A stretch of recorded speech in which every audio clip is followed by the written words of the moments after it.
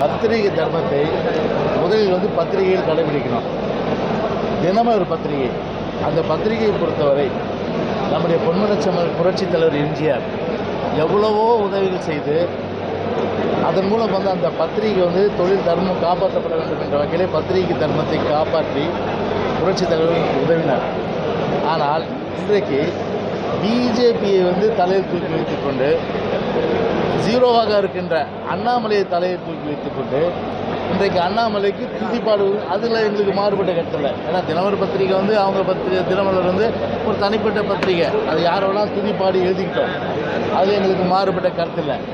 ஆனால் ஜீரோவாக இருக்கின்ற பிஜேபிக்கு ஒரு பெரிய அளவுக்கு முக்கியத்துவம், ஜீரோவாக இருக்கின்ற அண்ணாமலைக்கு ஒரு பெரிய அளவுக்கு முக்கியத்துவம் கொடுத்து அவர் எழுதுகிறார். ஆனால் எங்கள் இயக்கத்தை பொறுத்தவரை 2 கோடிக்கு மேற்பட்ட தொண்டர்களோடு கழகத்துடைய பொதுச் செயலாளர் ஆனால் எடப்பாடியார் தலைமையிலே ஒரு எழுச்சியோடு இன்றைக்கு கழகம் ஒரு வெற்றி நடை போடுகின்ற ஒரு நிலை இங்கேயே பார்த்துருப்பீங்க நீங்கள். எந்த அளவுக்கு கிட்டத்தட்ட சென்னை மண்டலம், அதே போன்று வேலூர் மண்டலம், அதே போன்று இப்போ விழுப்புரம் மண்டலம், மாலை சேலம் மண்டலம், நாளை மறுநாள் தஞ்சாவூர் மண்டலம், அதுக்கப்புறம் திருச்சி மண்டலம், அதுக்கப்புறம் திருநெல்வேலி மண்டலம், அதுக்கப்புறம் மதுரை மண்டலம், அதுக்கப்புறம் கோவை மண்டலம்.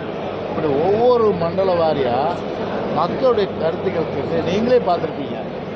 மக்கள் எந்த அளவுக்கு இன்றைக்கி மக்கள் என்ன அதில் எத்தனை அமைப்புகள் லிஸ்ட்டு கொடுங்க. கிட்டத்தட்ட விவசாயிகள்லேருந்து